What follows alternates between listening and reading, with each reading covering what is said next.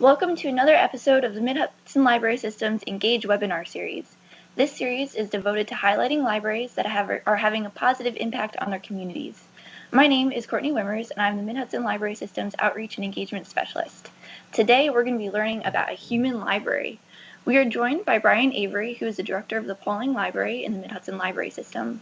Brian has been the director since October 2016 and has been doing some really great things at his library. One example is the Human Library Project, which celebrated its third annual gathering in February. So Brian, what is the Human Library Project? So the Human Library Project is actually an international organization based out of Denmark that's designed to promote understanding and cooperation among people of all different backgrounds and interests. And the Pawling Human Library Project is a slight variation on that, which is it's really a way for us to engage the community in conversations, not just with people who are completely different with each other, but also more generally a way for people to know what types of interesting people and resources that are available in Pawling and the surrounding areas. And why did your library decide to do this program? Actually, the local schools approached us with the idea, and we thought it would be a great way to partner with them and for us to make inroads in terms of helping patrons connect with one another. You know, we think of books or databases as places that people can go to get a lot of information, but often, you know, the richest experiences that we have are learning from each other and sharing information that way. And so the Human Library is a great way for people to really engage with one another and learn about themselves and their communities. So I guess that kind of answers our next question, but what organizations did the library reach out to? Well, so the school and the library are the two co-sponsors of the event. But to make it happen, I mean, the biggest thing is recruiting books, which we'll get to later. So we reached out to a lot of organizations, whether it's the Rotary Club, the local businesses, churches, city government, town government. We tried everything we could to try to find partners that work with us.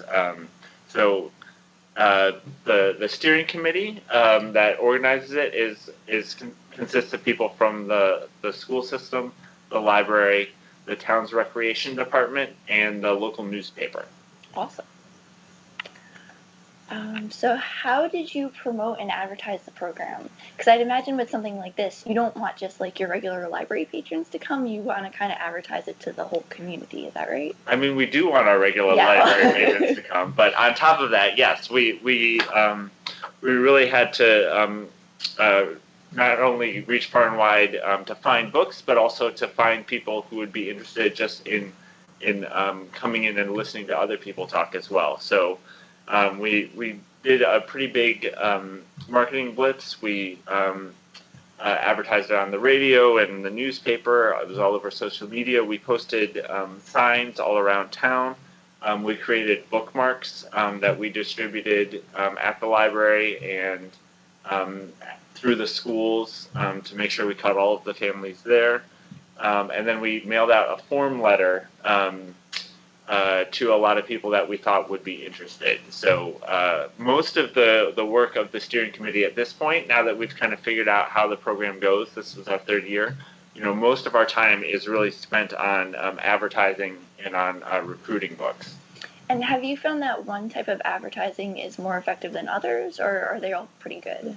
Well, I mean, with everything, it's word of mouth that people seem to respond to the best, or, you know, asking people personally. But of course, that's hard to scale. So we definitely had success partnering with the newspaper, and especially with social media. So posting it on Facebook and getting the recreation department, the school, the newspaper, other nonprofit organizations in town to share that, I think really helped us.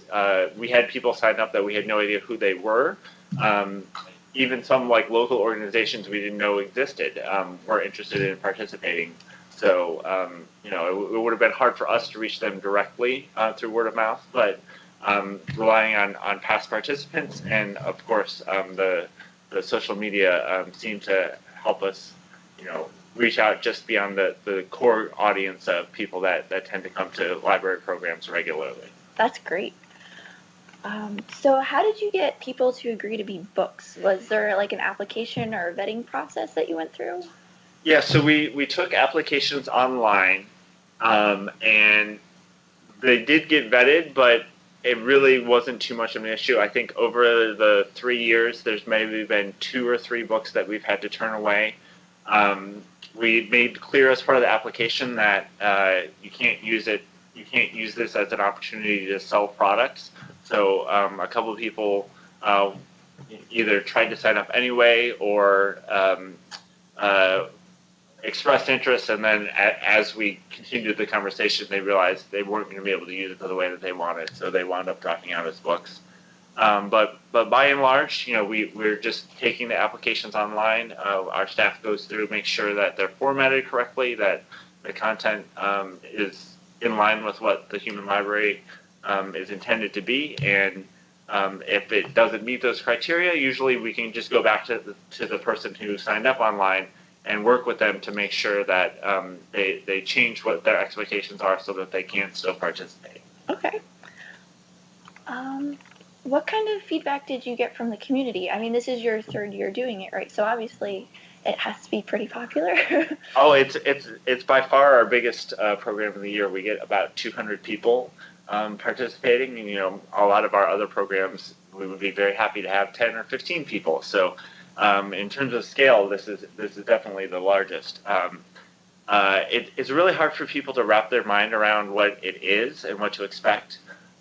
So a lot of the initial feedback we get is, I don't think I'm interested, I don't quite understand what's happening, it doesn't sound like it's for me. But if you actually get people to sign up and come, the feedback has been overwhelmingly positive.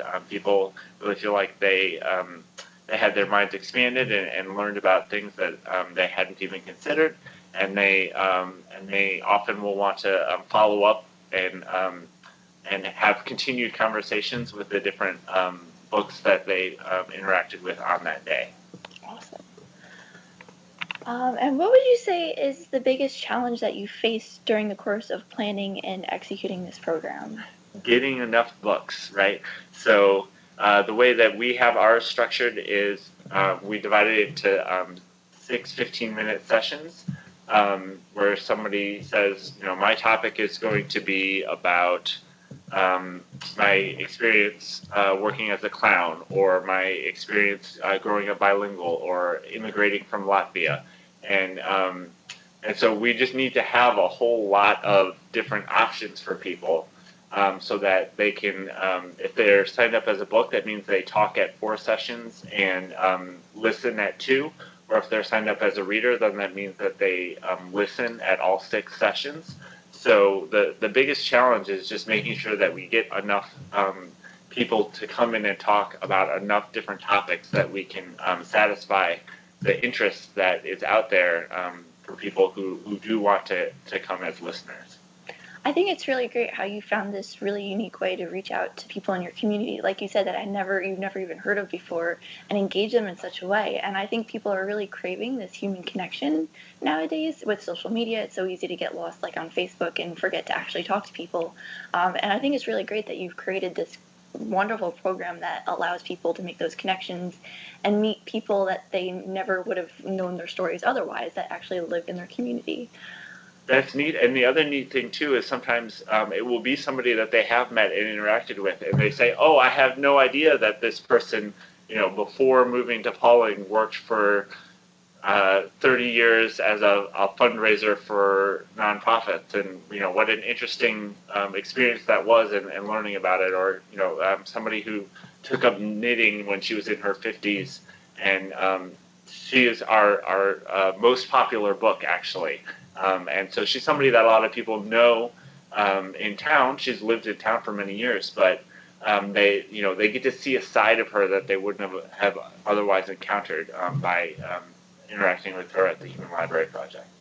So do you have any other tips or comments that you want to share for libraries who would be interested in starting their own Human Library Project? Yeah, probably. There's it is a big undertaking, so there's a lot to think through. I would encourage you, if you are interested, feel free to reach out, and we can talk at greater length about how we do it at Pawling. Because we do it a little differently from the international organization, we will probably actually be rebranding ours and using a different name than Human Library. So I guess that's one tip, is if you are not doing it exactly the way that the organization envisions it, make sure that you think through whether you want to use their branding. I mean, it's very helpful to have their pre-made materials and marketing and logos and all of that, but we're finding for us that that's not necessarily going to be potentially the best way going forward.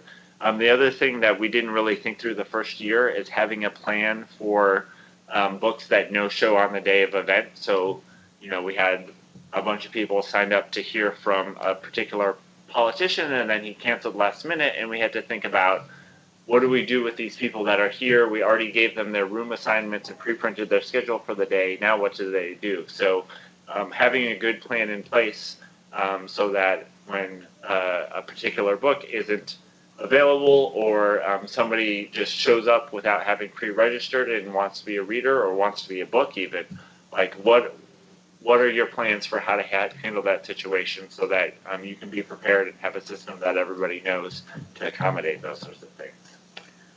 Thank you, Brian, for coming in today and sharing your awesome program. Hopefully this will inspire some libraries to think outside the box with their programming, and maybe if they don't decide to do a human library, it's some variation that inspires conversations within their community.